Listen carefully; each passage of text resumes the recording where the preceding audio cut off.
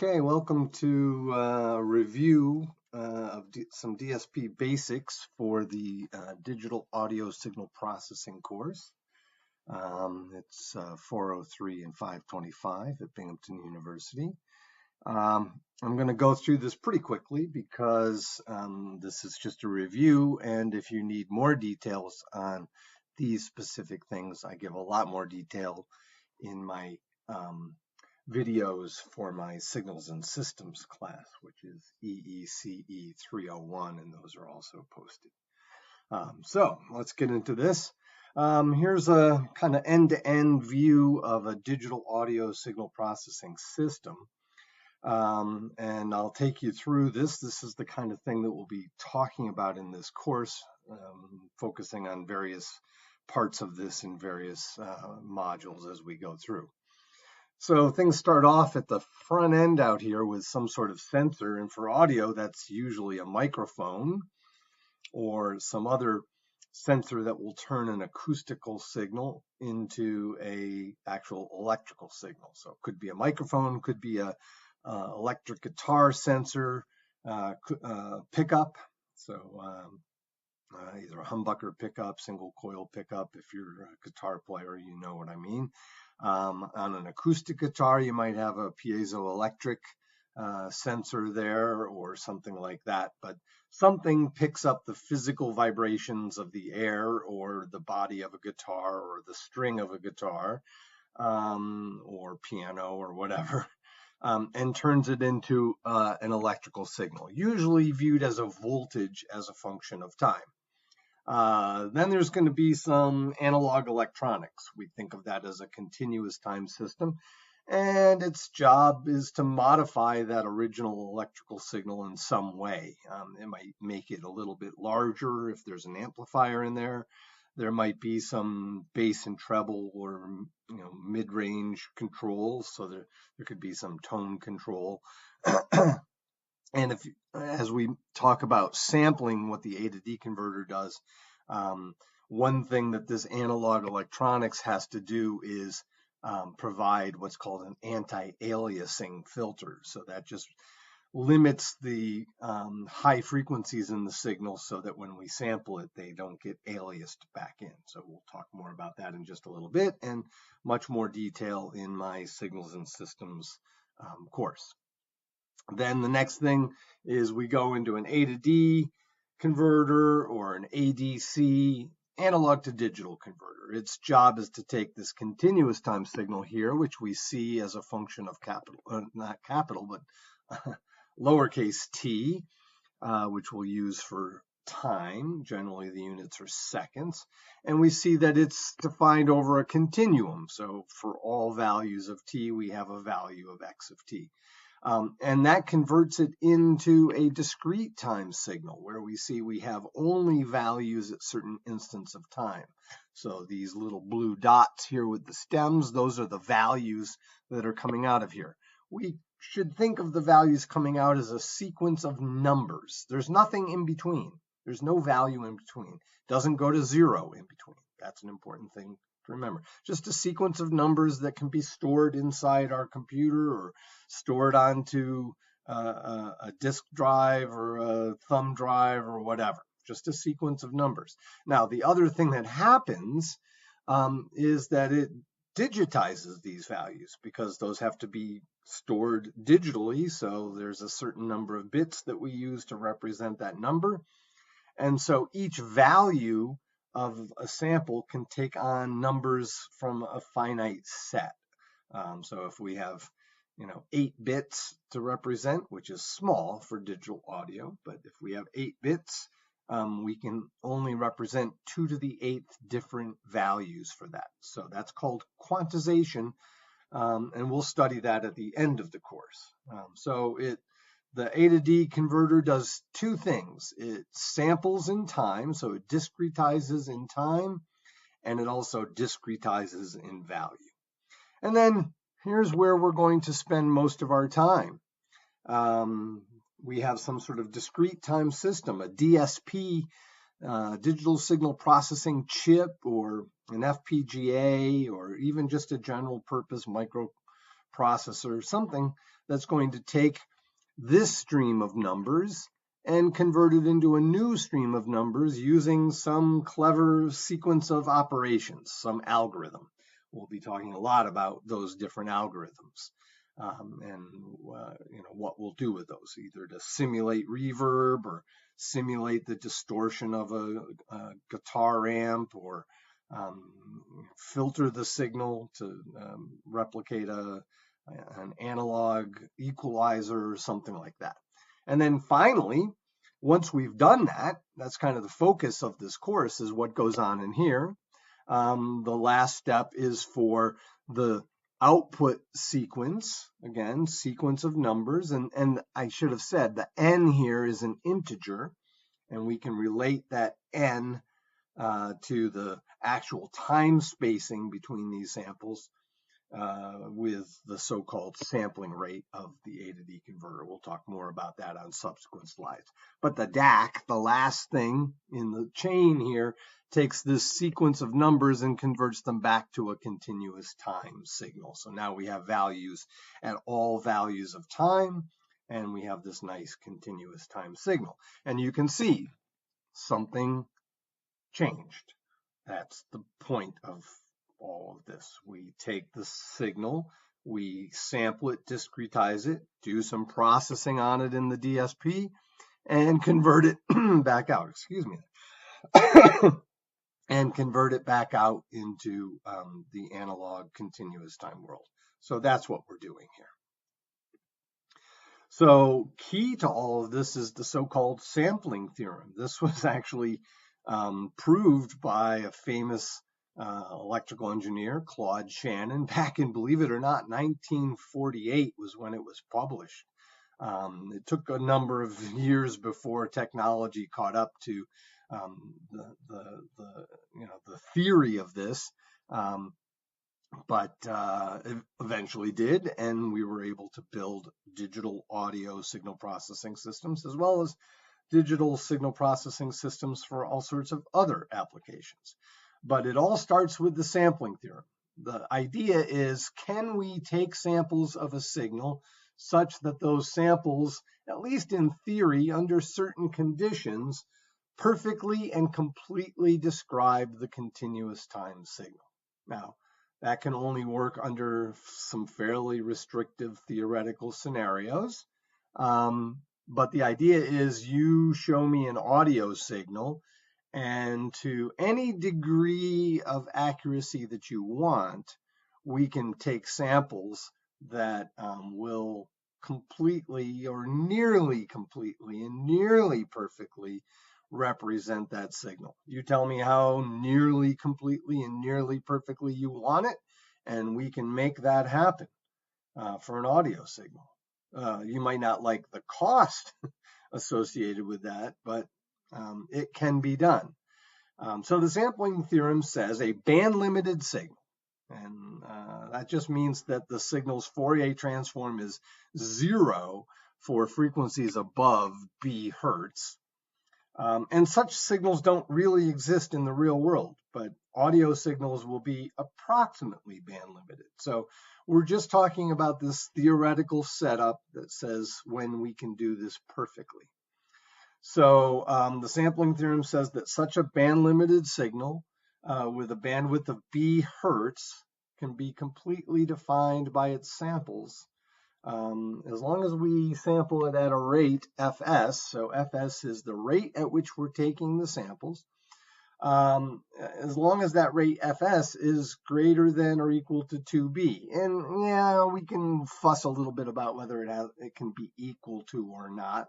Most practical scenarios, practical scenarios, the theorem doesn't really hold exactly anyway, so there's no sense in fussing over that equality there. Bottom line is, you give me an audio signal, and I'm going to be able to look at its spectrum and say, the stuff above this frequency is negligible, and so we can treat that as B, and then we sample at something bigger than 2 times that B. That's the idea. So fs is called the sampling rate. Its units are usually considered to be samples per second. That's the rate at which we're taking samples. If we flip that, we say that we have the sample spacing is 1 over fs seconds per sample. So that makes sense. We'll see on the next slide why the theory of this motivates us to take as an equivalent unit as hertz for fs, because this fs interplays with the Fourier transform of the signal that's being sampled. Just some terminology that we'll throw around a little bit. We say that there's the Nyquist rate, and that would be the rate when fs is equal to 2b, so that's the smallest sampling rate that we can take. For audio, there are some scenarios where we can sample slower than the Nyquist rate, but that's not relevant to this course. That would be something called undersampling or bandpass sampling. Might be covered in a general DSP class. So that's Nyquist rate. And if we are sampling at the Nyquist rate, we would call that critical sampling, because if we sample any slower, we will lose the information of the signal. But again, remember, this is all theoretical. In the real world, we never sample at the Nyquist rate, and so the concept of critical sampling is just a theoretical concept. In the real world for audio, we always sample faster than whatever we say is 2b. So we say b is some effective bandwidth of the signal, and then we say, okay, take 2b of that, and then we want to sample a little bit faster than that. So, for example, you might be familiar with the fact that a lot of digital audio, like this comes from the CD standard, is sampled at a rate of 44,100 samples per second. Or 44,100 hertz. So that's because we think of audio, for humans, we can only hear up to about 20 kilohertz. So we take 20 kilohertz as our B. 2B is 40K, and the standard is a little bit bigger than that. So that's just a little bit of oversampling. So that's the idea. And if we were to go through the theory of proving this theorem, which I don't in this course, but in my 301 Signals and Systems course I do, we would see that if we were doing critical sampling, we would need, first of all, a perfectly band-limited signal, and we would need an ideal low-pass filter inside the DAC. And none of that is actually physically possible. So critical sampling is really just a theoretical concept. We would never really find that happening in the real world.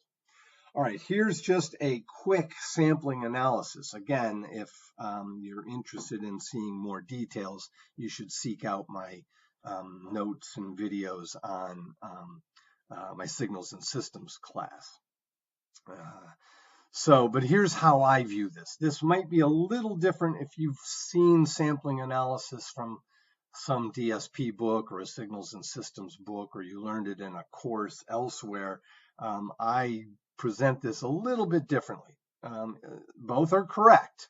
They both get to the same answer, but I like the way I do it because I think it is more closely aligned with how things are actually working in a real system. So the first thing, I'm just modeling the A to D converter here very simply. This is not how they really work, but this is how we think about them. And that's a big thing in engineering. There's how things physically work, and then there's how we model them mathematically or using science or physics and mathematics to model things. So this is just a simple model. We close the switch every capital T here, and that capital T, I should say capital T is equal to 1 over Fs. So if Fs is our sampling rate, capital T, I suppose I should put a T sub S there, but most people don't. The capital T is the spacing between samples. So you can see as we cycle through integer values of n, our index for for the discrete time signal samples, we are just taking samples every capital T seconds. And then this hold, I put it in quotes because we're not really holding it so that the value stays constant over time to create some sort of stair-step continuous time signal. No, we're just holding it long enough to store it in a memory location. So we get the value here, x of n. That's our discrete time signal. Notice that I'm not worrying about any quantization here. We'll talk about that much later in the course at the end. So we're just trying to deal with perfect values, but discretized in time. So that x of n discrete time signal, you can see I use square brackets for the discrete time signal, and I use parentheses for the continuous time signal. So the x square bracket sample at time n is the continuous time signal sampled at n times capital T. So that's the A to D converter model. Very, very simple. The interesting stuff happens in the DAC. And the math that I use to describe what happens in the DAC is what a lot of books immediately throw at you to talk about sampling. And that's the thing that bugs me about those presentations, that they talk about this impulse sampling as if it's something that is being done to sample the signal. But in reality, that's what we imagine is happening inside an ideal DAC. So this DAC is I don't know what happened there. This DAC here is an ideal DAC. We can't actually build one that works just like this, but more on that later at the end of the course. So the way I think about the DAC is each time the clock, so we've got a clock that's running at the rate of fs. Each time the clock ticks, we get a sample that comes in, it hits this impulse generator, and it's going to create a delta function. So that's infinitesimally narrow, infinitely tall, and it's going to create a delta function at the instant of time that the sample came in. And it's also going to be multiplied by the value of the sample. And so if we get a sequence of those, we can write that like this. So the signal coming out of the impulse generator is just a series of delta functions. Each delta function moved to the right location, multiplied by the appropriate sample value. That actually converts from a discrete time signal to a continuous time signal, because in between where these delta functions are, the delta functions are 0. These are continuous time delta functions. So I'm going to call that x tilde. And then we run that through a continuous time low-pass filter. And here we'll talk about that being an ideal low-pass filter, which we can't really build, but we're just trying to prove if this is possible under the best of scenarios.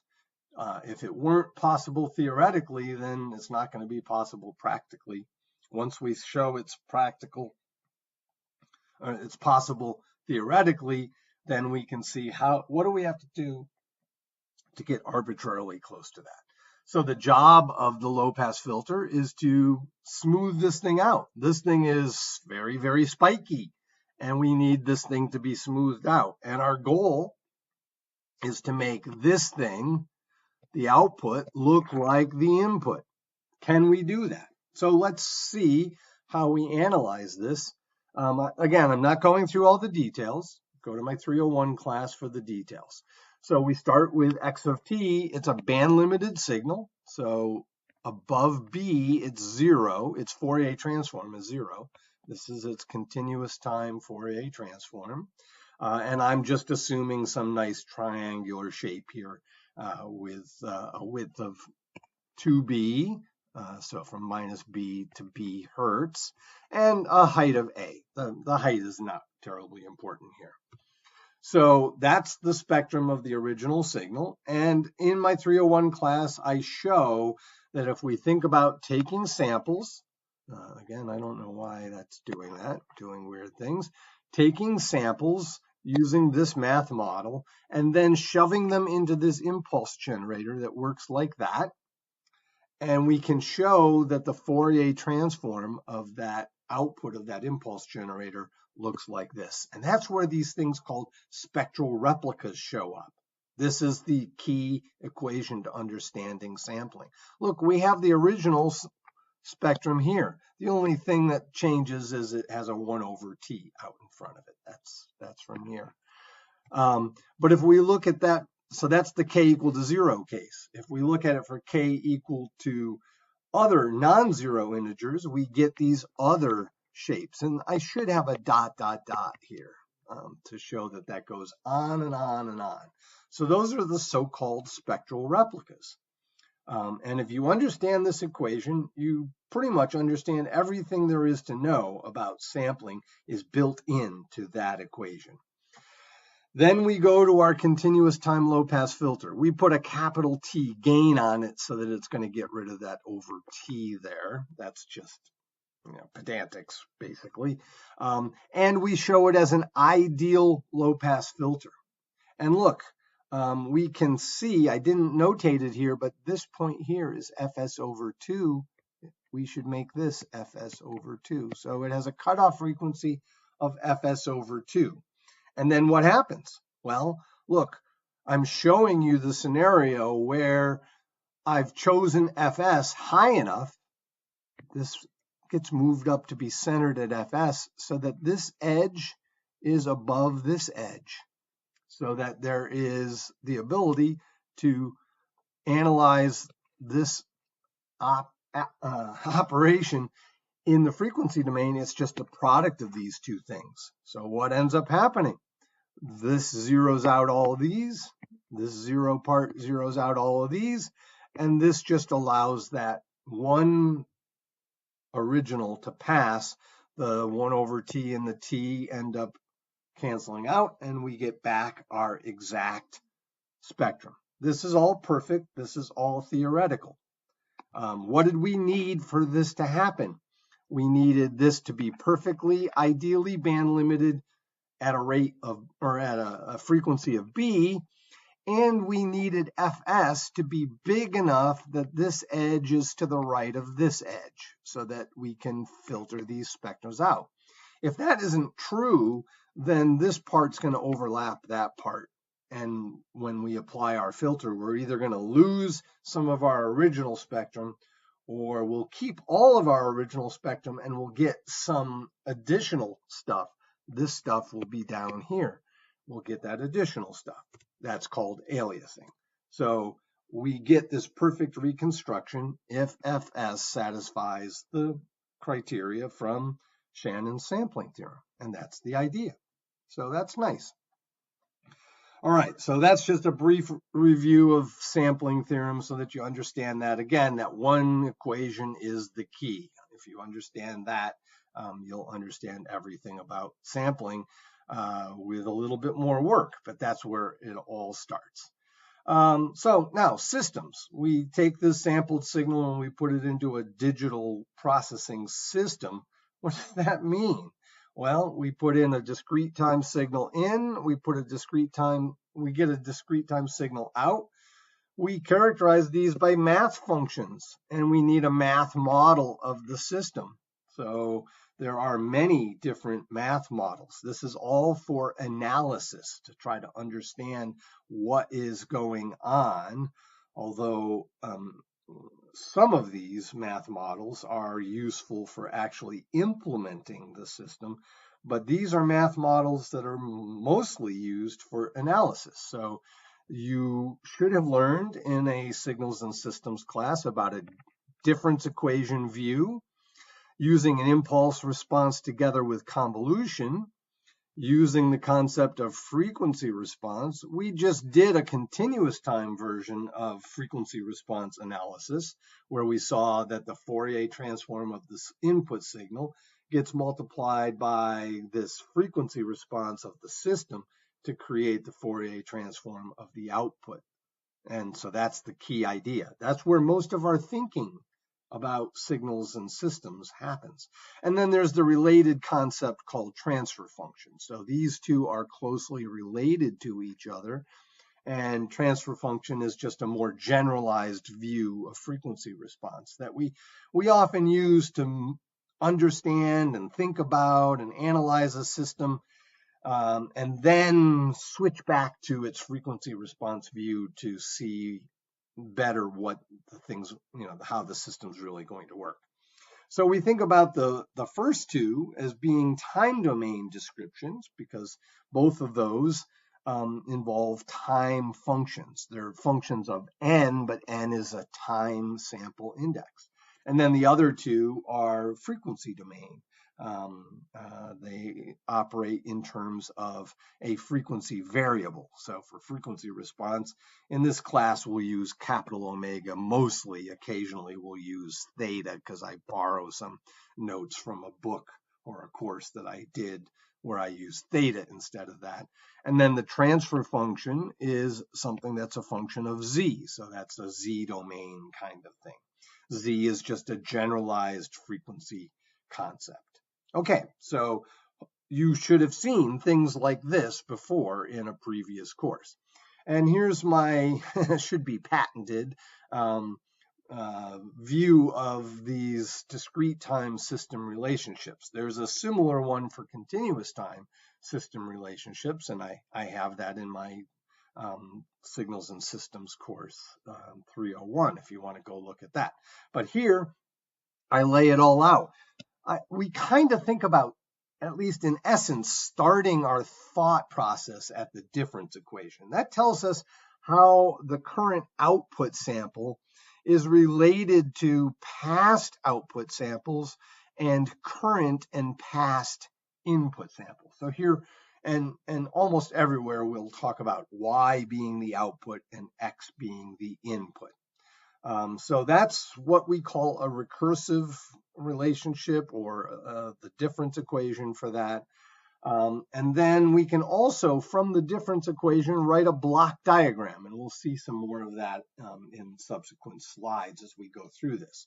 But we can also take the difference equation and immediately get a transfer function. This is something that's in the variable z. So basically, we're taking the z transform of this and then solving for y of z over x of z, and we define that to be h of z. Now, careful, that does not mean that that is y of z and that is x of z. That is not true. That's just what is left after we form y of z over x of z for any y of z and x of z, and we'll find out that it's always equal to that ratio. This is something inherent to the system. It does not depend on the particular x of z that you are thinking about as the input to the system. So we call that the transfer function. We can find the roots of these polynomials. It's best to convert those into forms where the powers are positive powers rather than negative powers. Then you find the roots. We'll go through this again, and that's the pole zero diagram. If we evaluate this thing on the unit circle, so that just means replacing z by a complex number. So z is a complex number. We replace it by something restricted to have unit magnitude. So we're basically evaluating the transfer function on the unit circle. We get the frequency response. It's a function of omega. Here I'm writing it as h of e to the j omega. Sometimes we'll use just h of omega, but when we do that, the h here is actually a different function than the h there. So we'll sometimes throw in some subscripts and superscripts to keep all that straight.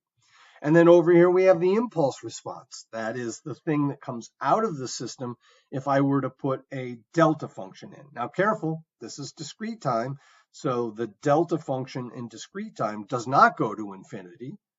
It's just a sequence of numbers that's 0 for going back to minus infinity, and then at time equal to 0, it jumps up to 1 and then back to 0 and stays at 0 forevermore. So it doesn't go to infinity. Keep that straight.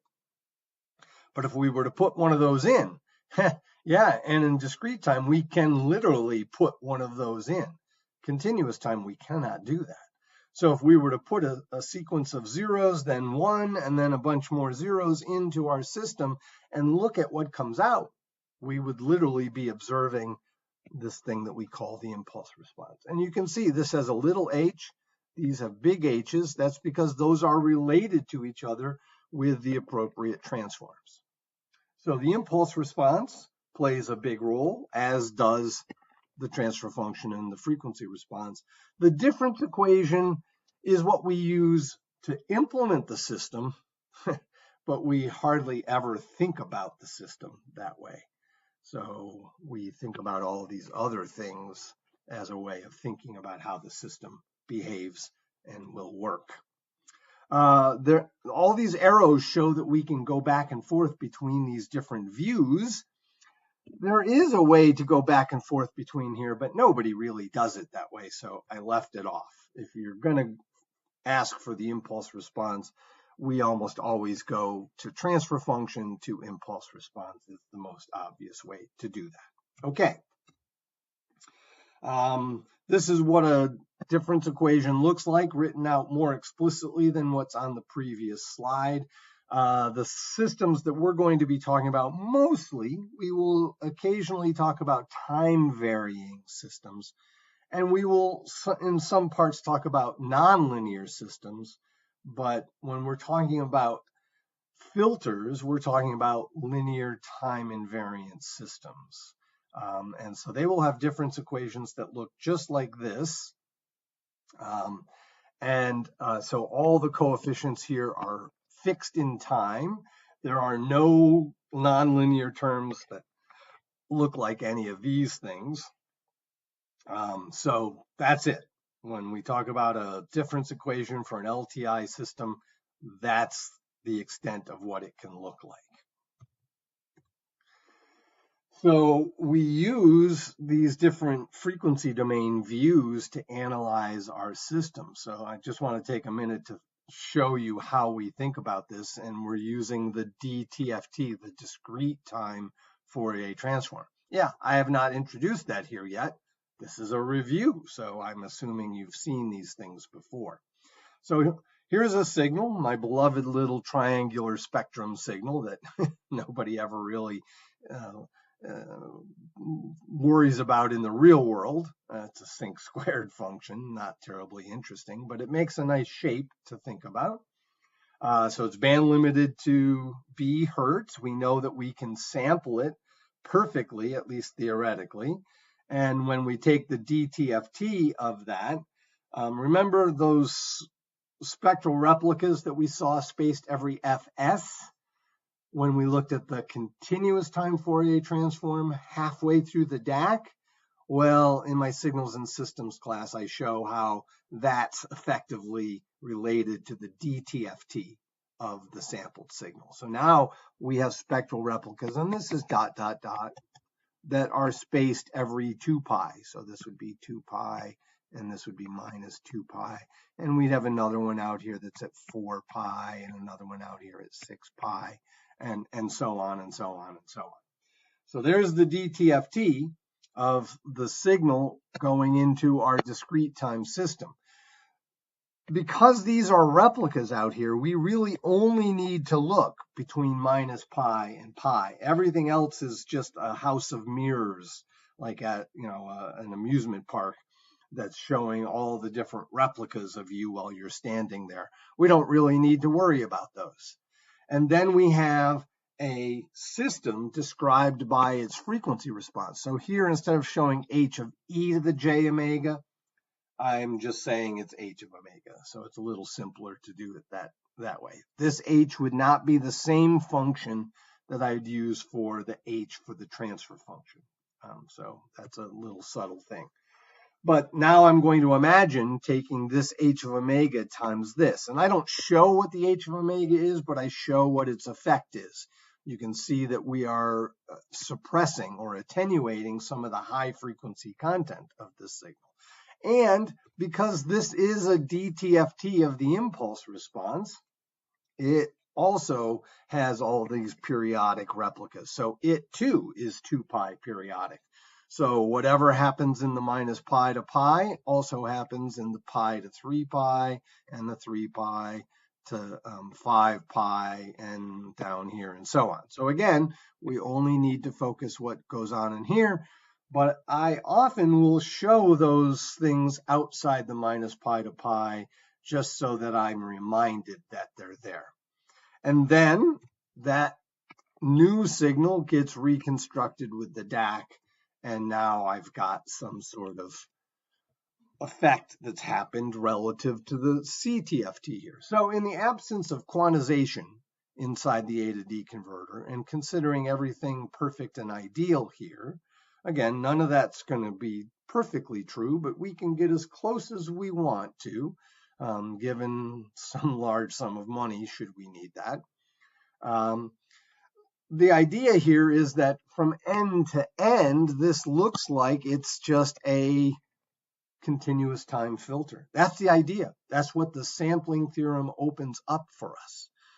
Instead of having to build things out of transistors, op amps, resistors, capacitors, and inductors, we can build things out of lines of code or blocks in an FPGA.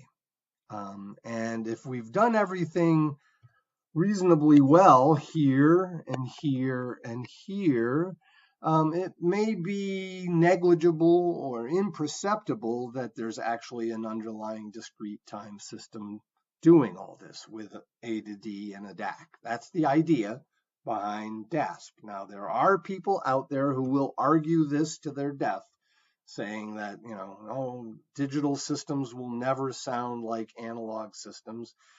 I'm not here to debate that, okay?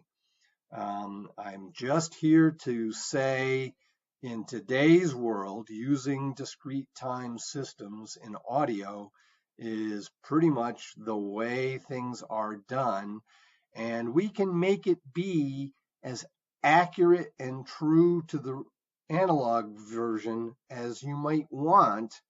It just might be expensive to do that. So you can't look at one particular implementation and say, that does not sound as good as an analog implementation of that. Well, a little bit more money, and you might have a better discrete time system.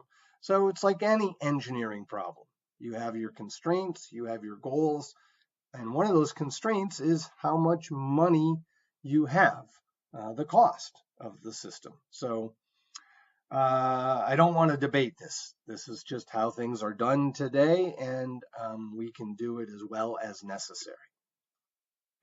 So we've been alluding to using the frequency response to analyze how a system behaves. This is all for analysis. Okay, a little bit of a lie there. Later in the course, we will talk about a way to implement a system in a frequency domain view. Okay, but right now we'll just say that the frequency domain views are mostly almost completely for analysis points of view. So I talk about 3 paths, and I don't really talk about path number 2. I didn't cover it in my signals and systems class. I do cover it in my general DSP class, but I don't talk about it here. But it works. And in fact, all of these can be handled with this one approach. That really is the most general approach. And these other 2 are just special cases that we can extract out of that. So let's start over here with path number 3. If we have some arbitrary input and we find it's DTFT, we can find the output signal of a system whose frequency response is h of omega by forming that product and then doing the inverse DTFT to get back. And look what I say here. Yes, we can actually do this, and by that I don't mean in a system, I mean analytically. We could analyze it and actually do this inverse to get the output signal.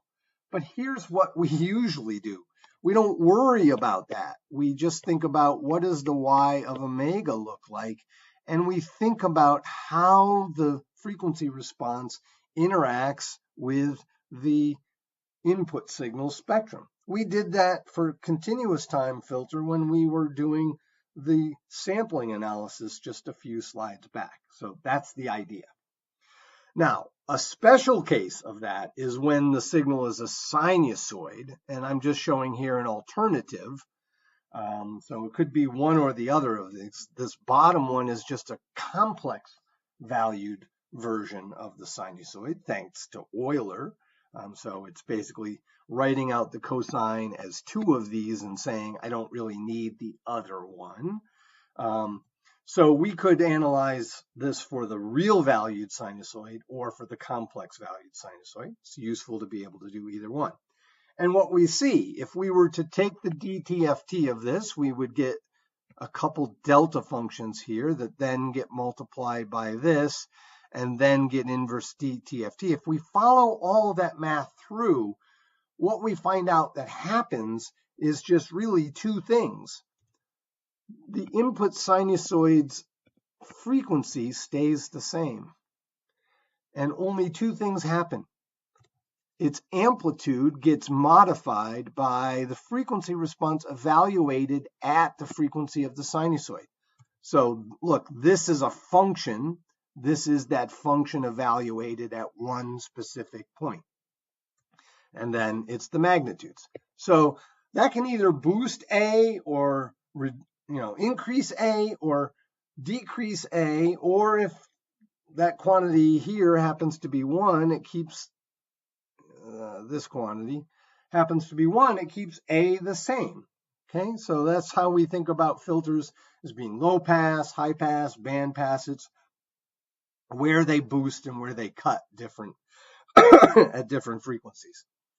So amplitude gets changed, frequency stays the same, and then the phase gets changed. So again, we take the frequency response, evaluate it at the frequency of the input sinusoid, and take its angle and add that to the angle of the input.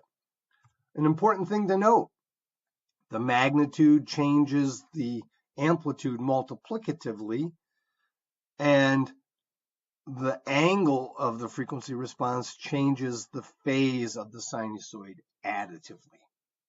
Now, down in this form, all we're doing is saying this thing is a complex number, and when we multiply it by another complex number, the magnitude and the phase work exactly the same way. It's just a nice compact way to do it, and it involves complex number formulations. Again, look at my 301 course if you need to review that.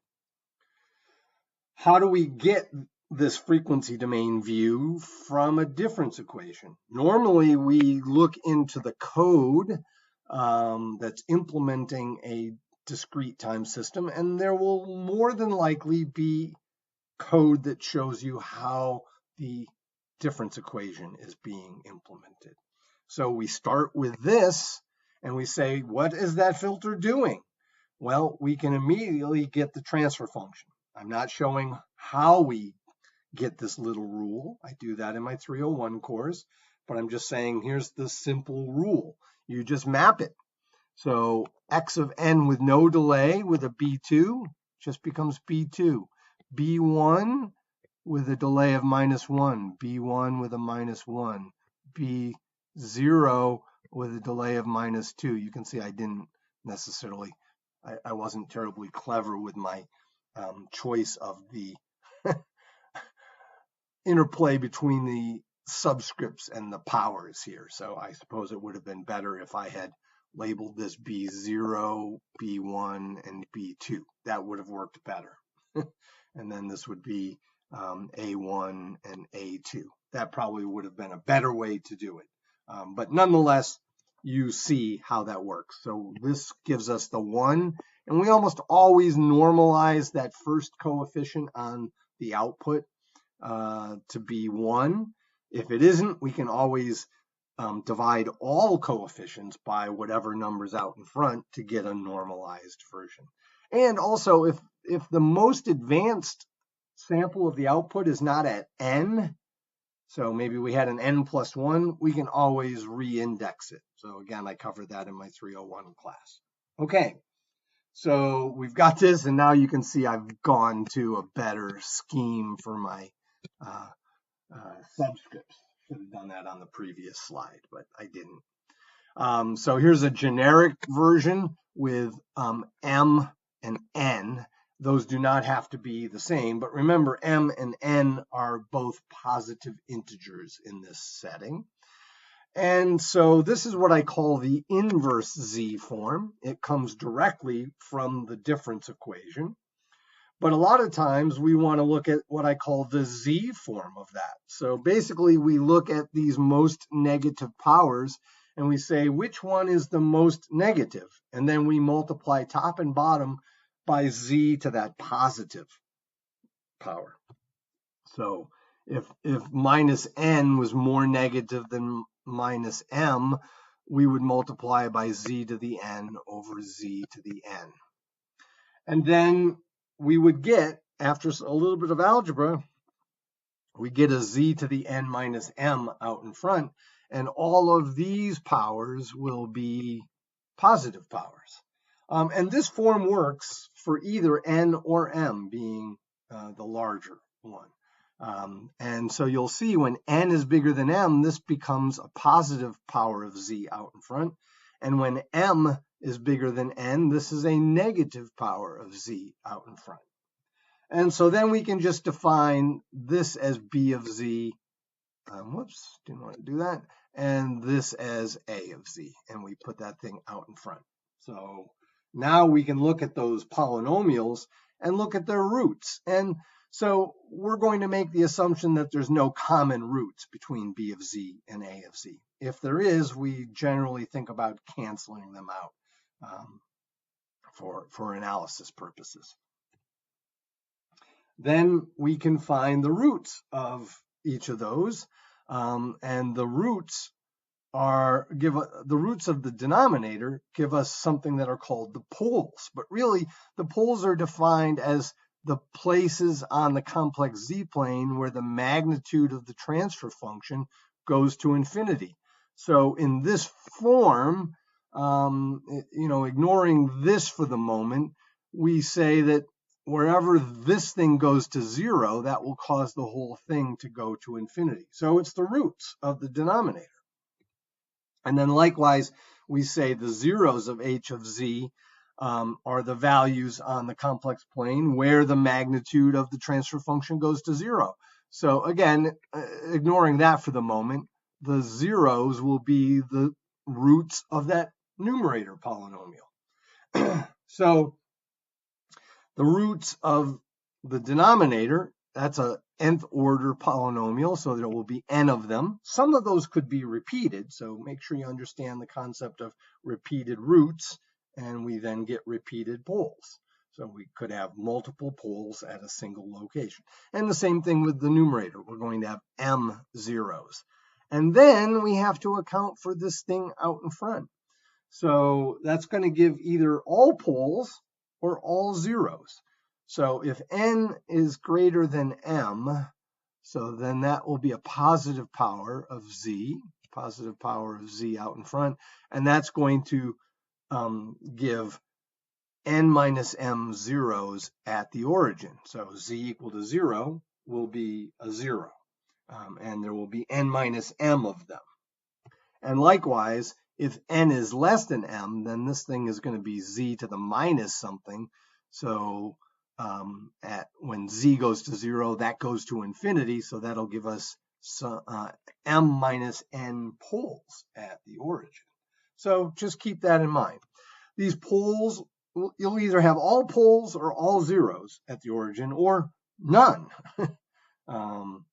So the poles or zeros at the origin are not as important as the poles and zeros elsewhere.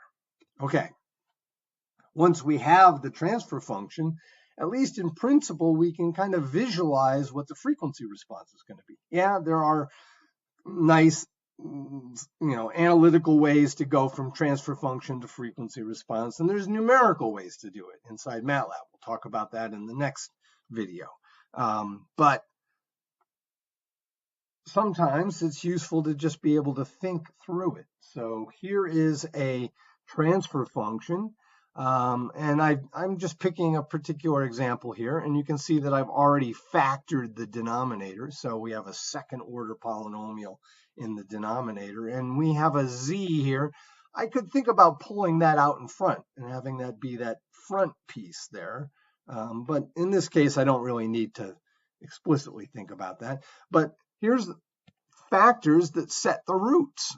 So I'm going to have a root that is plus 0.8 e to the j 0.3 pi and plus 0.8 e to the minus j 0.3 pi. So those are my poles. Those are the roots of the denominator, which are easy to see here from the factored version of it. And then in the numerator, I just have a z, so I'm going to have 1, 0 at the origin of the z-plane. So I can draw a little pole zero diagram. So looking at the pole zero diagram will help us see what the frequency response will look like. So again, I have more details in my signals and systems class, and you should have seen this stuff before. So there's our pole zero diagram. We will always, when we have complex roots, they will always appear as complex conjugates, whether they're poles or whether they're zeros. So keep that in mind. And now what we can do is visualize this tent surface. We're plotting the magnitude of the transfer function over the z-plane. Z is a complex valued variable, so we have a plane where one axis is the real part of z and the other axis is the imaginary part of z. And so here I've made a nice little MATLAB surface plot to show what this looks like. I had to cut it off here. Those actually go to infinity at these positions. And it goes down to 0 at that position. And I've drawn a darker curve on that. Those are the values that the surface takes at the values of z around the unit circle. So if I were to walk around the unit circle and look up above me, I would see this black curve up above me. It goes behind that second peak there. Once we have that, we can now envision the frequency response. Remember, the frequency response is the transfer function evaluated on the unit circle. Well, that's what I'm showing here in black. So this is the equation for that. And again, remember, these two h's are different functional forms. So some people will write this as h of e to the j omega in there. And so that's mathematically what we do. But visually, it's just that black curve viewed as a function of omega. Well, what is omega? Omega is the angle around the unit circle, right? Because we're talking about z being in polar form. Magnitude of 1 puts us on the unit circle. The angle omega tells us where on that. So if I want to see this as a function from minus pi to pi, I want to start over here at minus pi and walk this way. So that means starting back here and walking this way and looking at what that curve does, basically cutting it out.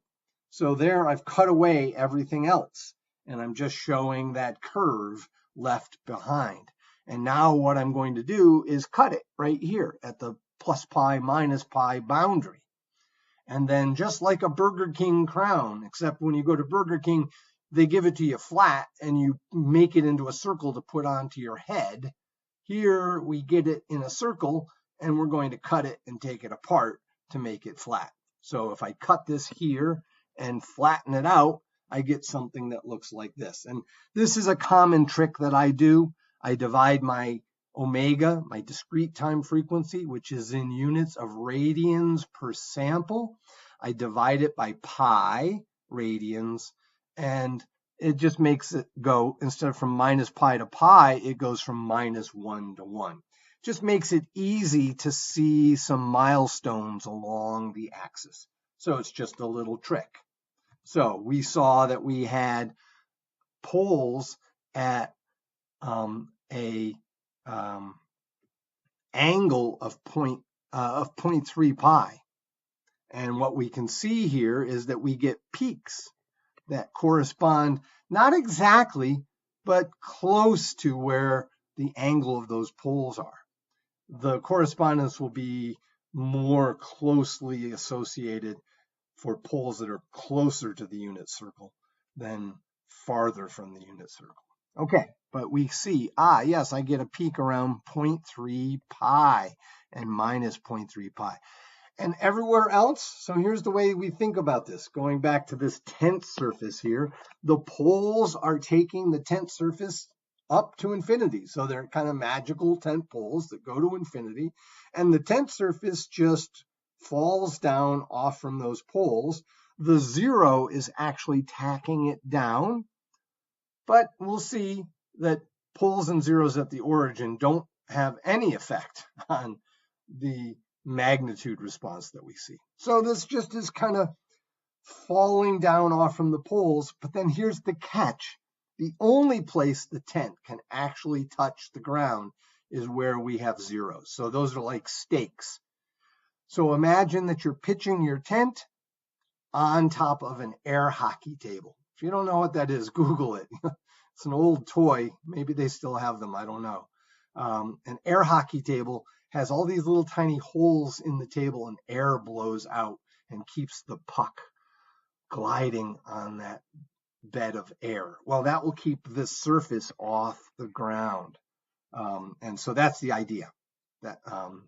So it will never touch zero unless it's tacked down by a zero. Okay, so now we have a way of visualizing this. And here's several examples. We can say, oh, suppose I have a pole right here. We can now envision walking around minus pi to pi. Oh, but I'm just starting at zero here. So imagine starting here and walking here, because everything is symmetric, right? What I'm going to see walking from here to here is the same as what I would see walking from here to here. So magnitude has even symmetry. And we can't really easily deduce what the phase is going to do. So that's just included on these plots, but it's a little harder to see. I never try to visualize the phase.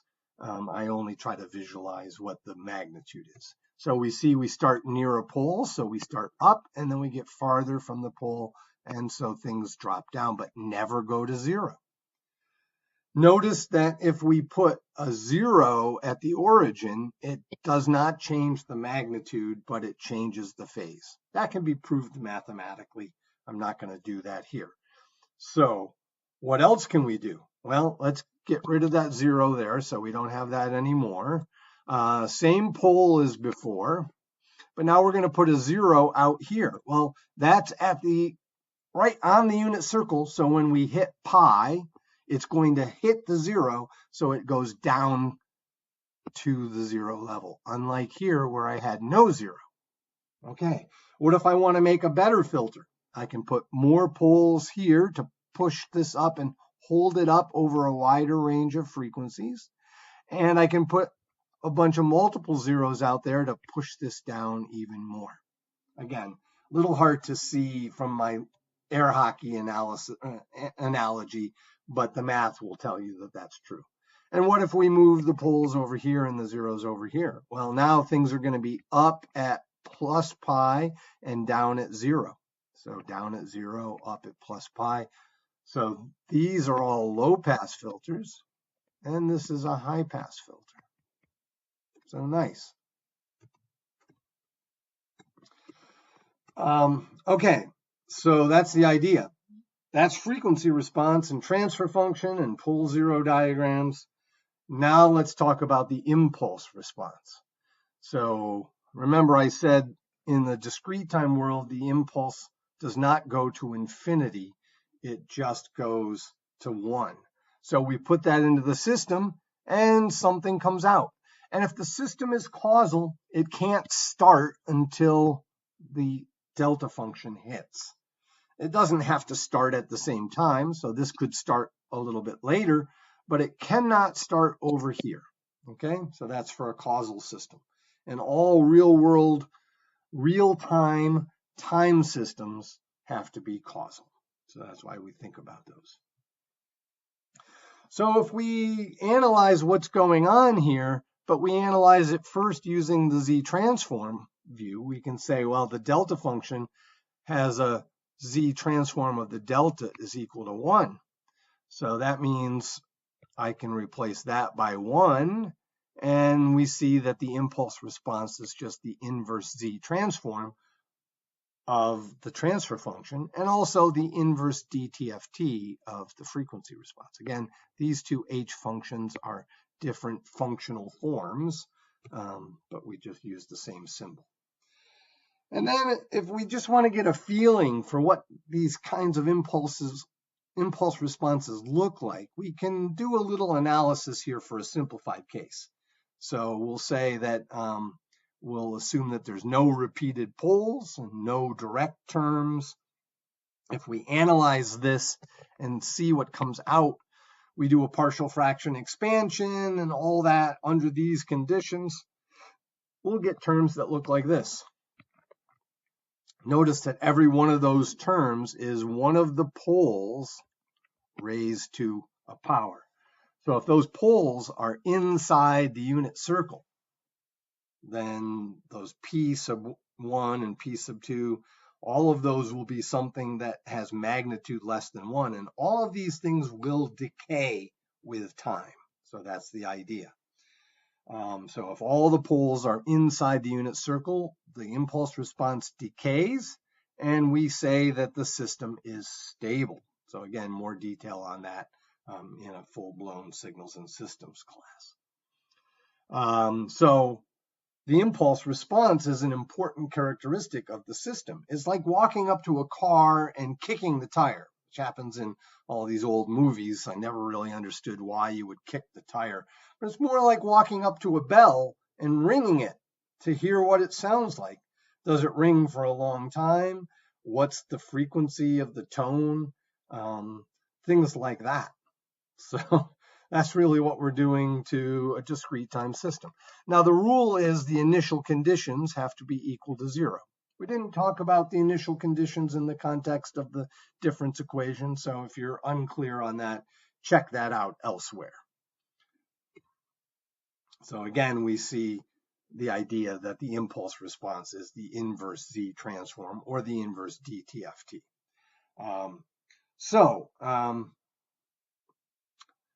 We know that these two things describe the system.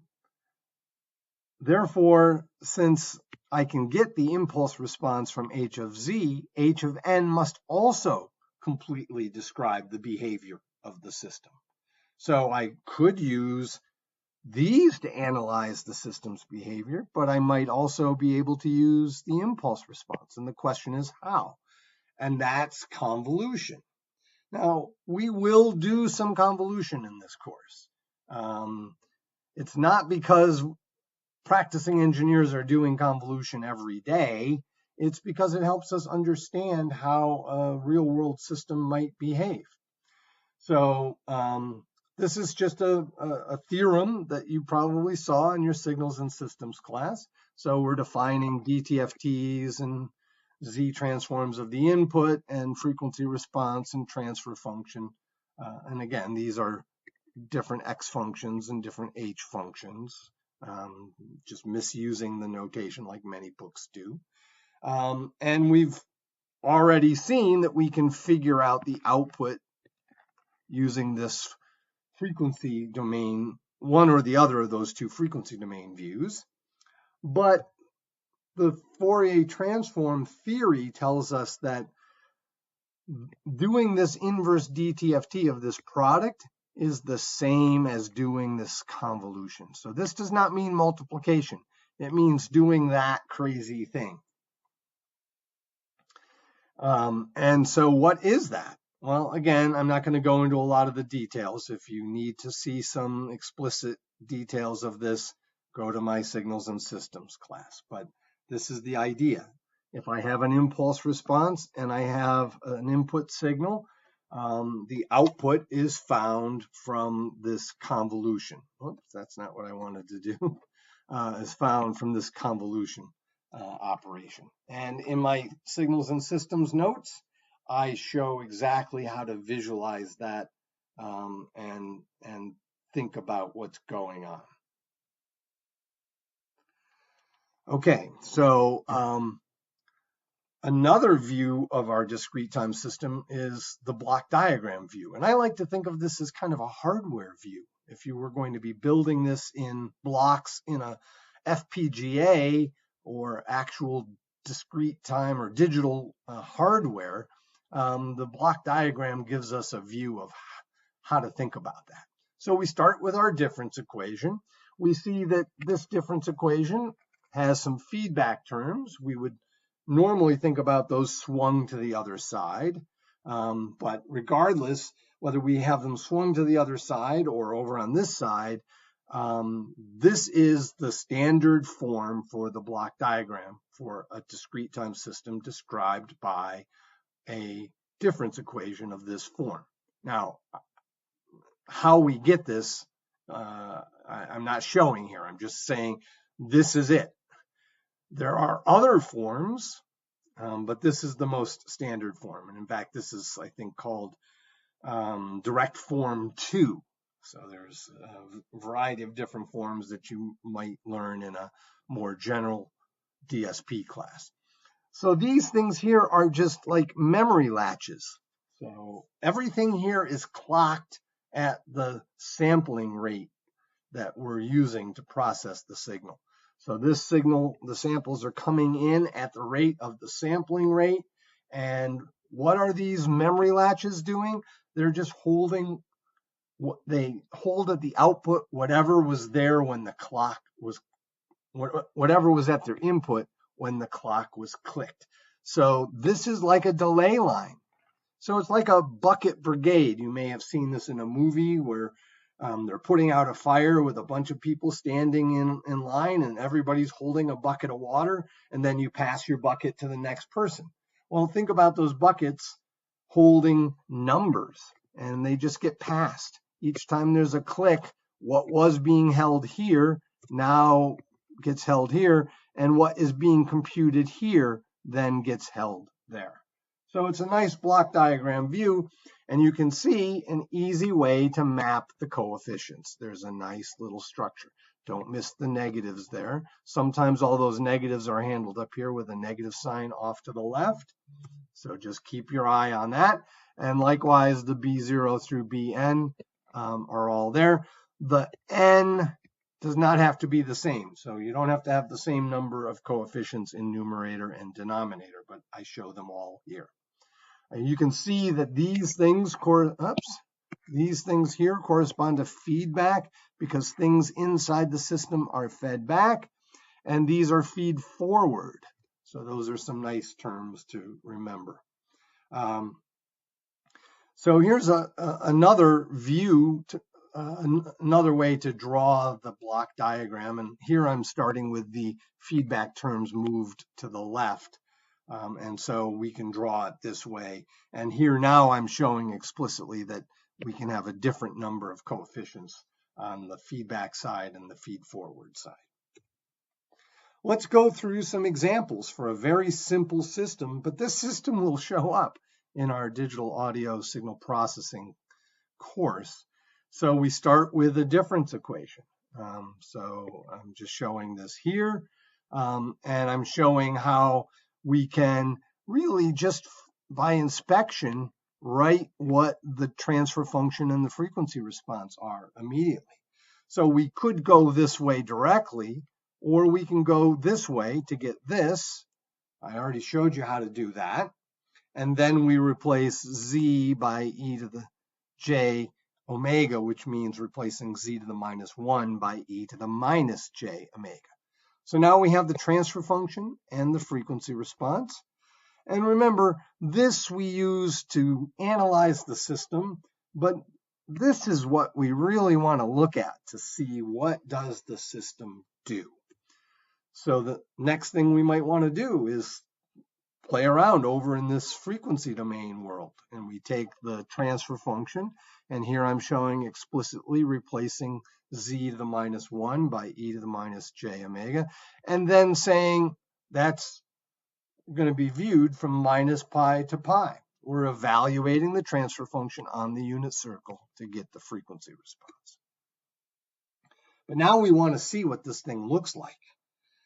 So now we're going to do a little bit of analysis. Now, for more complicated systems, this is considerably harder to do analytically. So there will be some cases where we'll need to do something just like this, analytically by hand. And there will be other times when we'll do this using MATLAB. And I'll cover more about that in the next video, the next set of notes. But let's just look at a simple case. We need to get the numerator and denominator both into rectangular form. This is in some weird mixed form. I've got something in polar form minus something in polar form. So when we're doing addition and subtraction, it's best to do it in terms of rectangular form. So Euler allows us to convert this into this. That's just pure Euler's equation. And then look, we have real parts that we group together, and we have an imaginary part which we group together. And I've just taken this negative sign and this negative sign and made that positive there. And so now what do I have? I have rectangular form over rectangular form. This is a step that often goes awry for students. You can't just go from here and do the sum of the square root of the sum of the squares. Nope. You have to get it into pure rectangular form. So then you take the real part squared, the imaginary part. Don't bring the j, squared, add them together, take the square root. And if this numerator were more complicated, we'd have a full-blown rectangular form up there, and we'd have to do the same thing there. And then that's our magnitude. And we could plot that in any standard, software for plotting. You could plot it on your calculator if you wanted. And then the angle. It's the angle of the top, which is 0, assuming that beta is positive. So that's what I've done here. Or minus pi, plus or minus pi, if beta is negative. So I'm assuming beta is greater than 0. And so it's the angle of the top minus the angle of the bottom. And the angle of the bottom is the imaginary part divided by the real part inverse tan. And the negative sign comes from, it's the angle of the top minus the angle of the bottom. Now, word of warning, inverse tangent is a weird function on your calculator. It can cause problems. There is a function in MATLAB called atan and atan2. I would recommend that you use atan2. It allows you to put these two things in separately. The problem arises when you have this thing being negative and this thing being positive for some value of omega, and your calculator won't know actually whether it's the other way around, whether the top was negative and the bottom was positive. So there is some ambiguity there. Now, if you want to do this in MATLAB, and again, in the next set of notes, I'll go through this in more detail, but this is how we would do it using the freq command. Notice that I'm doing my little trick of dividing omega by pi. Okay, so that's that. And now let's continue on with our analysis. We can find the pole zero diagram from the transfer function. So notice that I convert the z inverse form to the z form by multiplying top and bottom by z. That just clears all the negative powers. And then I see that, oh, I have a pole at alpha, and I have a 0 at z equal to 0. And so here I'm showing the case for alpha being positive. And remember, we need all of our poles to be inside the unit circle for it to be a stable system. So we can, for simple systems, we can sketch this analytically by hand, but there's also a z-plane.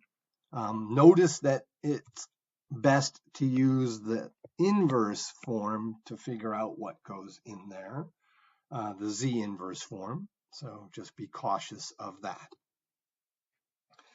Now let's look at the impulse response. You can see each one that I'm talking about I've made darker.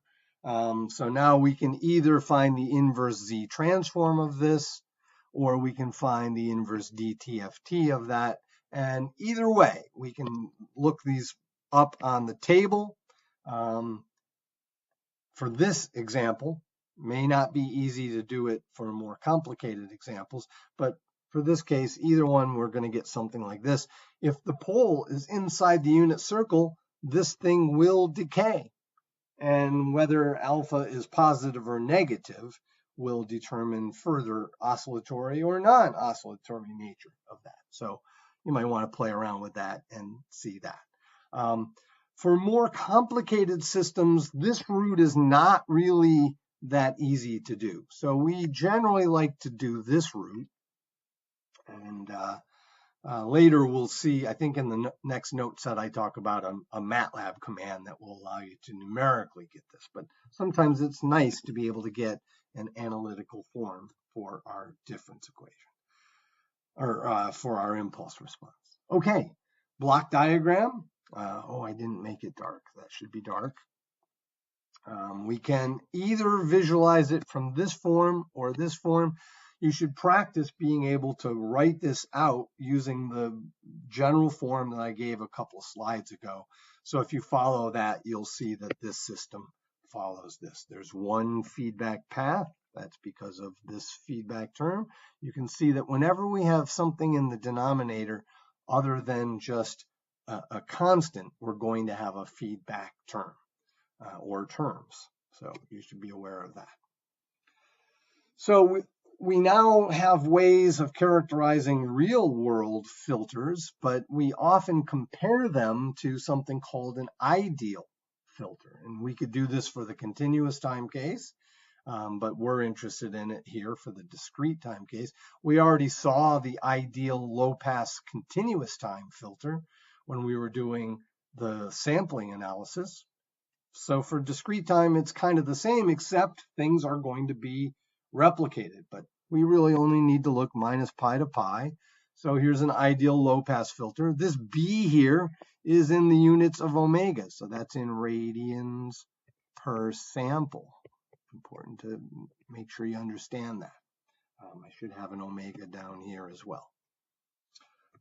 So that's what we're looking at. We say that the cutoff frequency is where it goes from being constant down to 0. The magnitudes of the filters we're going to be looking at are always even symmetric, and the angles are always odd symmetric, so keep that in mind. And an ideal low-pass filter will have a linear phase. It's just a line that goes through the origin, and the slope of that line has some physical significance, and we'll talk about that at some point. And this is for low pass, but we could do similar things for high pass and band stop and so forth. So I'm not going to go through all the details of those. So that's ideal. Now, as we're designing filters to try to achieve as close to the ideal as possible, well, we need to have some specs that we're trying to accomplish. So this is how low pass filters are usually specified. We're looking from 0 out to pi, and we're specifying things about the magnitude. We often just let the phase fall wherever it's going to fall, although there are ways to make sure that your phase turns out to be a linear phase. At some point, we'll talk about that. So we normally, ideal filter, want this to be at 1 or at least some constant, but we can always start with it being 1 and then modify it to be some other constant if we want. So we're allowing the magnitude to ripple between two extremes, 1 plus delta P and 1 minus delta P. So that's all we're saying over here. And that's how we define the pass band. Remember, this is for a low pass filter. And then out here, the stop band. So its edge is called omega sub s. The pass band edge is called omega sub p. So for low pass, from omega sub s out to pi, that's the stop band. And there we specify a height above which this cannot pop. Okay, so that's specified there. Now we often specify both of these, the pass band ripple and the stop band attenuation, in dB form. And so those are the formulas that we would use to convert the non-dB delta values into dB versions of those. So be careful that you keep track of those. And then in between the pass band and the stop band edge is what we call the transition band. That's where it transitions from the passband nature to the stopband nature. And we generally don't put any constraints on that and just kind of hope that it will kind of go naturally between what we want for passband and what we want for stopband. Now, obviously, to make this more ideal, we need to make this narrower. We need to push this down closer to 0, and we need to make these things closer together. I guess we should really say make the stopband closer to the passband, and that's what I'm saying here. What we'll see is that as we push these things towards more ideal, the complexity of the filter needed will grow. And so we'll talk more about that later. We talk about recursive filters. If we look at our difference equation, a recursive filter is one that has these feedback terms. So it's going to have these in terms of the block diagram. And we can see, we call it recursive because to compute the output at time n, I'm going to need n minus 1, n minus 2, all the way up to little n minus n. So those are past output values that are recursively being folded back in to find the output now.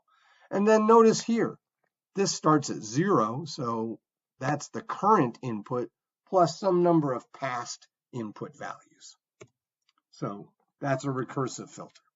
And if we convert it into transfer function form, so this is in inverse z form, so I don't have any z that I've pulled out in front, we get something down here that has all of these terms.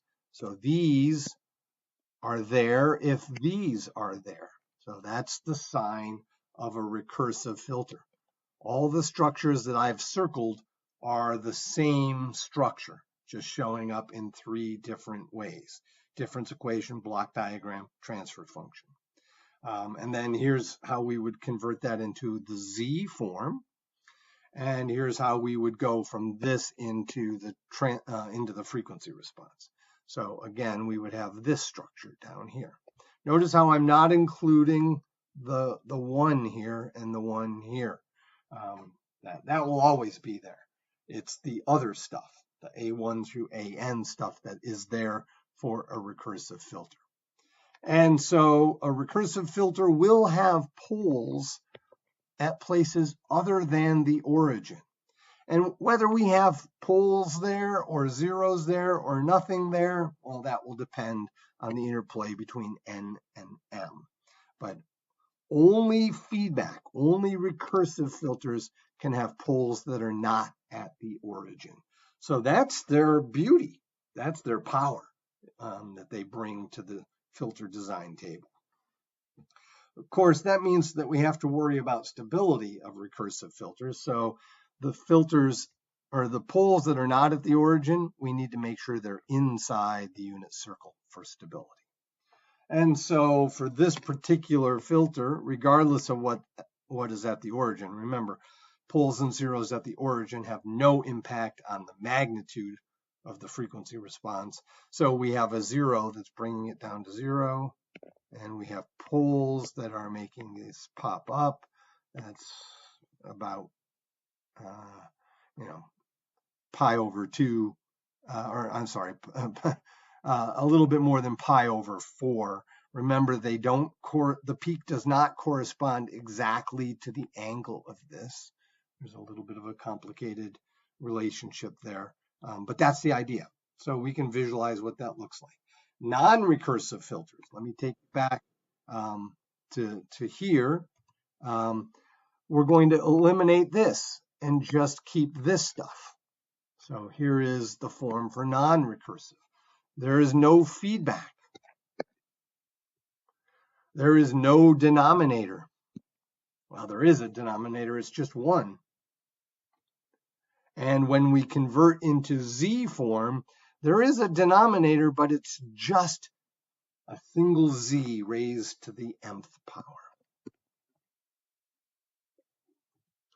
And if we now go from here to here, our transfer function or our frequency response looks like this. Again, nothing in the denominator of that. when we have all negative powers there. And so here's a picture of one such thing. The only place we can have poles is at the origin, and there will be m of them there. A lot of books will call these non-recursive filters all zero filters, but they're not. There are poles, they're just all at the origin. And you can see I didn't do a very good job drawing this. These are supposed to be symmetric. The top one is a little bit off the unit circle, so I should have drawn it a little bit lower. But there's no feedback, so there's only poles at the origin, if there's poles at all. But usually these kinds of filters will have as many poles at the origin as there are zeros. That's common for these kinds of filters. Since the poles are all at the origin, inherently stable, so we never have to worry about stability.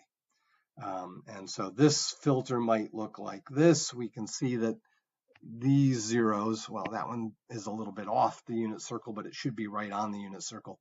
Those are what tack this down to zero at specific locations. So with a little practice, you can look at these pole zero diagrams and figure out roughly what the frequency response is going to look like. So we just talked about recursive filters and non-recursive filters, and another set of terms that are common are infinite impulse response, or IIR, and finite impulse response. So technically there should be a duration put in there. It's infinite duration impulse response and finite duration impulse response, but nobody puts that in there. So it's important to remember we're talking about infinite duration and finite duration. So an infinite duration impulse response filters, its impulse response never goes away, theoretically.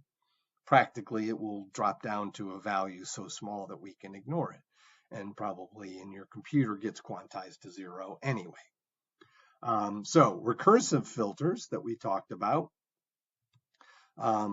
we already looked at something of this form and we said, well, let's just consider a special case so it's easier to analyze. We'll say no repeated roots and no direct terms. Don't worry about what we mean by direct terms, but if you want to, you can go back to my 301 videos and notes and get more detail on that. But under that case, we get something that looks like this, a bunch of terms that are exponential terms. And for the system to be stable, those pole values, the P1 through the P sub n, would be complex numbers with magnitude less than 1. So those will decay, but they will never go to zero. On the other hand, a non-recursive filter will have a form that looks like this. And we can actually show, if we take the inverse Z transform of this, we get an impulse response that looks like this. Now, this is a little different form of notating what a discrete time signal looks like. We use these braces, some dots. We put a bunch of zeros, and then we say, oh, that's the value of this function at n equal to 0. And we see that we end up with just the coefficients of the transfer function, which were just the coefficients in the difference equation. So that's very easy to see theoretically, and also very easy to observe if you're given such a difference equation. You know immediately what its impulse response is going to look like. And we can then write the block diagram for such a non-recursive or FIR filter, and we see that it has a form that looks like this. No feedback, all feed forward, and we think about putting a delta function in here. That 1 is going to proceed through these memory locations, each position just lighting up that coefficient while all the other ones are 0. So we can see why we get this progression of numbers coming out. Okay, now we get to DFT stuff. So all the stuff that we've been talking about is system analysis, and now we want to talk about signal analysis. Many times in audio processing and analysis, we want to know, what does the spectrum of our signal look like? So we can do that using digital signal processing, and we can do it inside a computer. So the idea is we take a continuous time signal, we run it through an A to D converter, properly sampling it. We take the samples and we collect them, some number of them. So that means we can't necessarily collect it forever, but we can collect some number of them, maybe tens of thousands, hundreds of thousands. It depends on the scenario that we're trying to think about. And then we compute the DFT of those and we get some numbers. Our job here in this set of notes is to make sure we understand what these numbers tell us about these numbers, but more importantly, what they tell us about the spectrum of that continuous time signal. So let's assume, I didn't use my favorite little triangle here because I need a more complicated shape.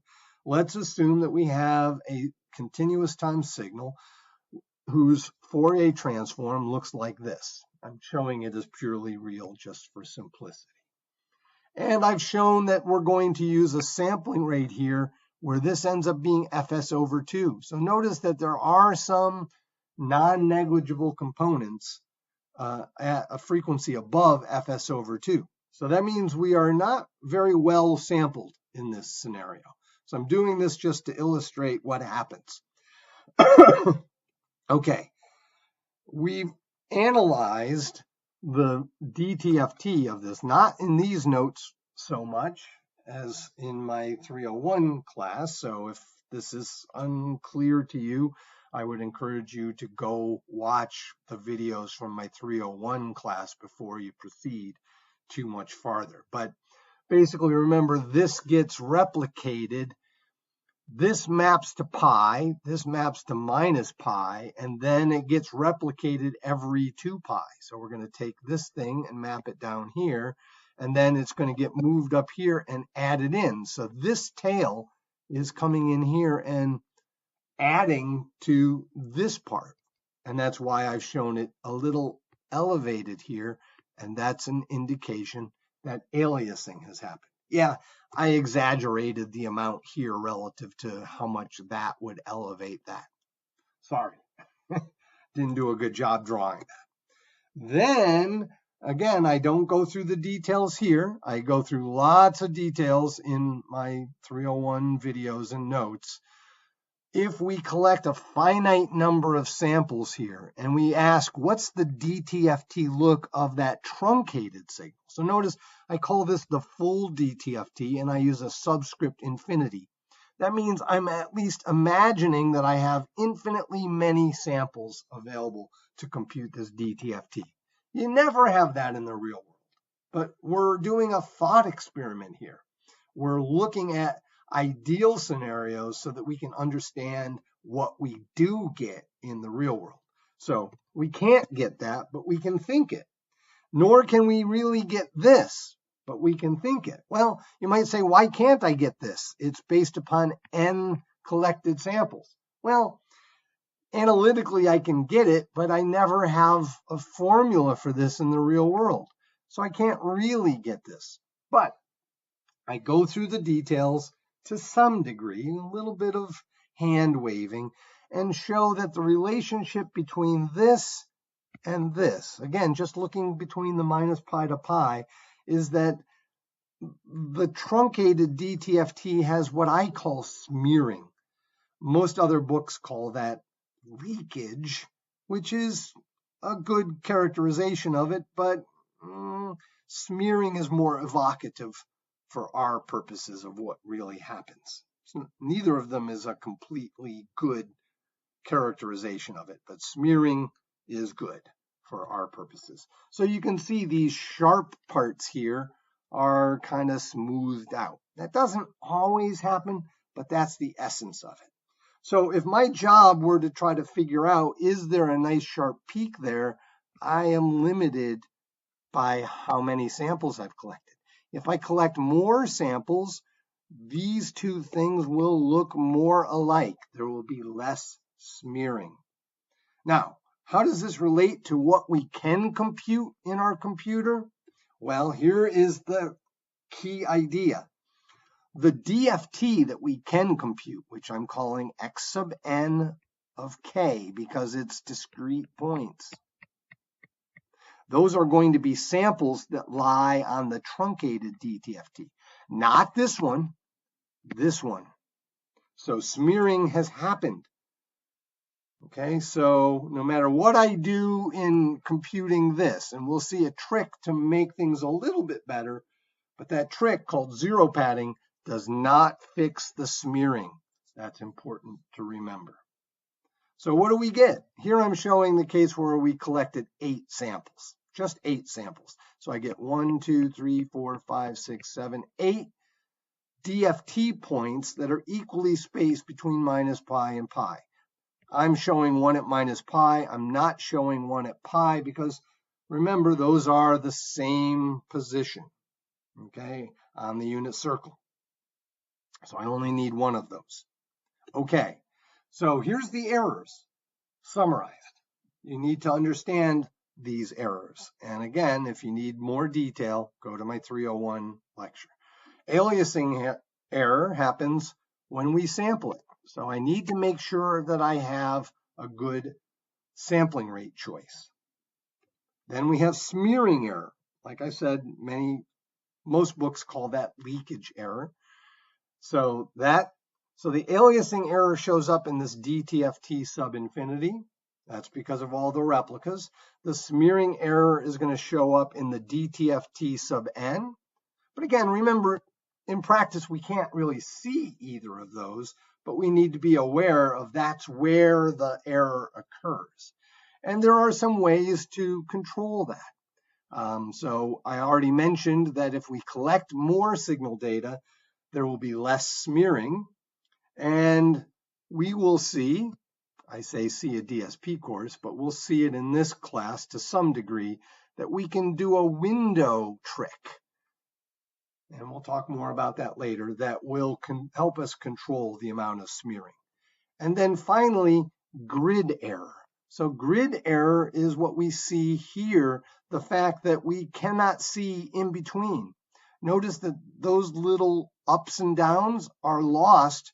If I were to just see the dots, I might try to draw a straight line between the dots, and I don't see that up and down wiggle that corresponds to that peak that I might be trying to identify. Maybe that's the fundamental of a note, and I'm trying to identify the frequency of the note that was played. Well, I've lost it here.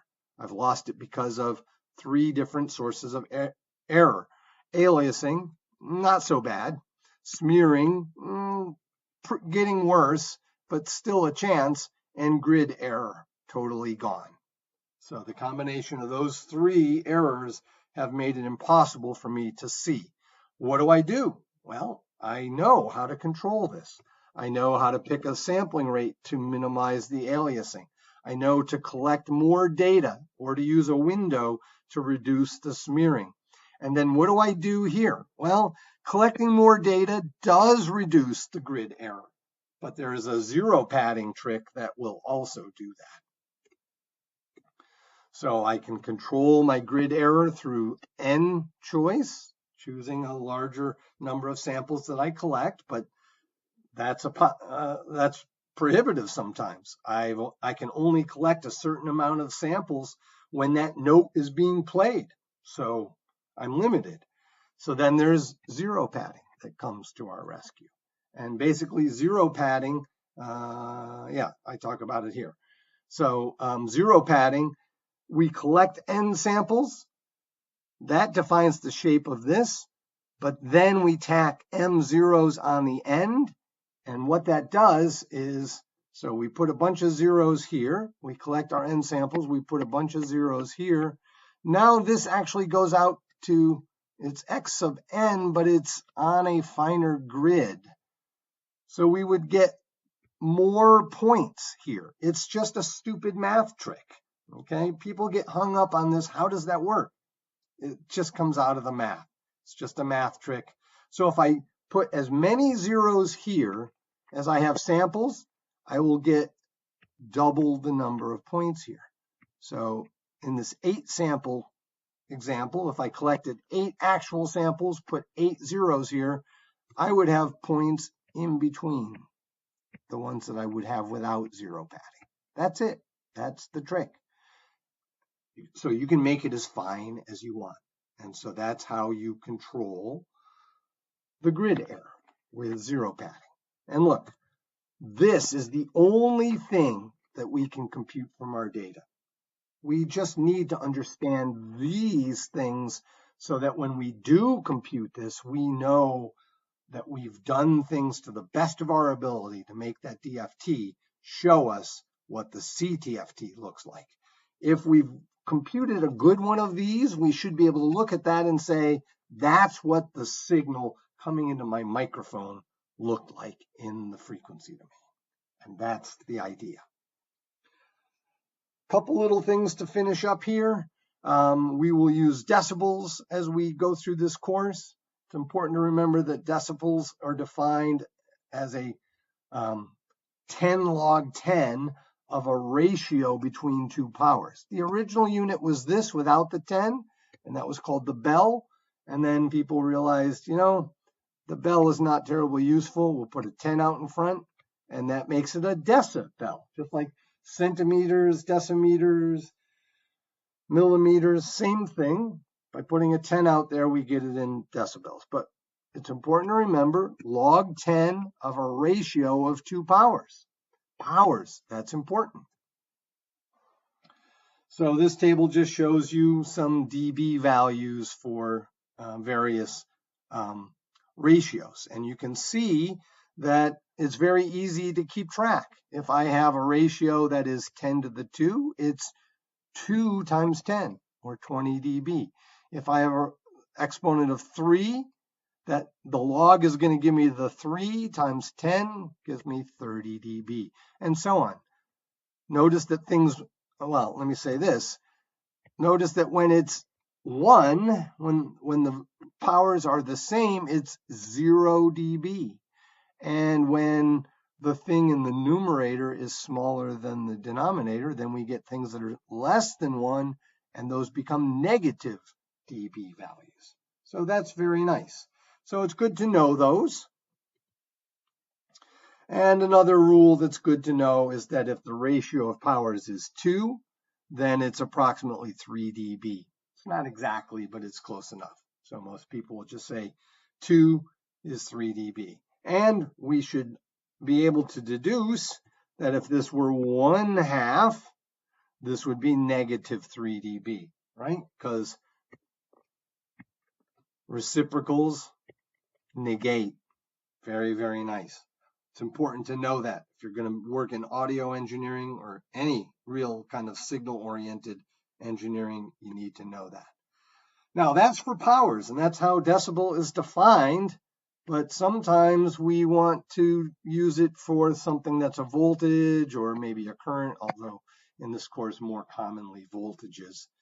So here's the idea. We're going to assume that the voltages that we're looking at and comparing are considered to be across the same resistance, even if they're not. That's the rule for extending the decibel. And then we can think about using those voltages to write a power. And since the resistance is assumed to be the same, they'll cancel. And we get squares with a 10 out in front, but log of something squared brings the square out in front and gives us 20. So when we're doing a ratio of things that are not powers, we must put a 20 out in front. And so that is very important to remember. So we're going to use it to plot frequency responses. And frequency response relates input voltage to output voltage. So that is a ratio of voltages, and so we must use 20.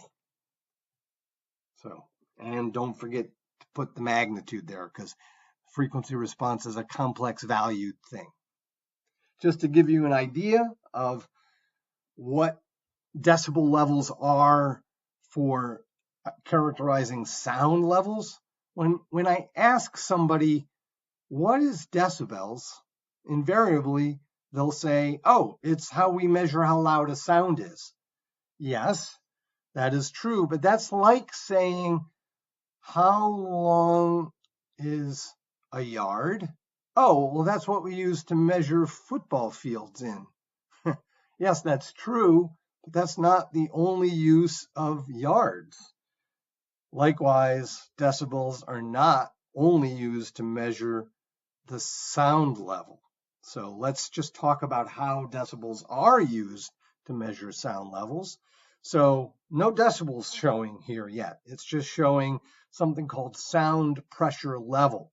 So sound is really just a change in the pressure of the air near your ear. And so it's measured in microbars. So bar is a unit for atmospheric pressure or pressure of air. And it turns out that the lowest pressure of sound that we can hear is 0.0002 microbars. So that's pretty small. All the way up to threshold of pain and just a little bit above a jet plane from 30 meters away. It's going to be something on the order of 2,000 microbars. Look at the range, 0.0002 to 2,000. So that's 3 zeros here and 3 zeros there. That's a huge range. That's where logarithmic scales come in handy, and decibels are nothing more than a logarithmic scale. Now, decibels are also relative measures. So when we say a sound is so many decibels, that's relative to the threshold of hearing. So let's add another column here. We're going to recognize that this is not a power, it's a sound pressure level. So we would need to convert into dB using 20. So whatever the sound pressure level is relative to some reference. And the reference that we're going to take is the threshold of hearing. So this will convert to 0 dB because we'd have 0.0002 divided by 0.002 gives us 1. 20 log 10 of 1 is 0. So we have 0 dB down here. And then if we just go up our scale here, we can see the different levels here. So when you go to a rock concert and you say it's 100 dB sound pressure level, you're saying it's 100 dB non-power relative to the threshold of hearing. So that's important to keep track of. So there's the computation to get that 100 dB value there. So for a non-power dB level, every factor of 10 corresponds to 20 dB. So you can see 0.2 to 2 corresponds to a change of 20 dB. That's for the non-power case. For the power case, a power of, or a factor of 10 change corresponds to 10 dB. So it's a little confusing, but you'll get the hang of it. All right, hopefully this provides you with some insight and some review. I know it was a little bit long, but you know, you got to nail these things down so that you can proceed into the rest of the note sets.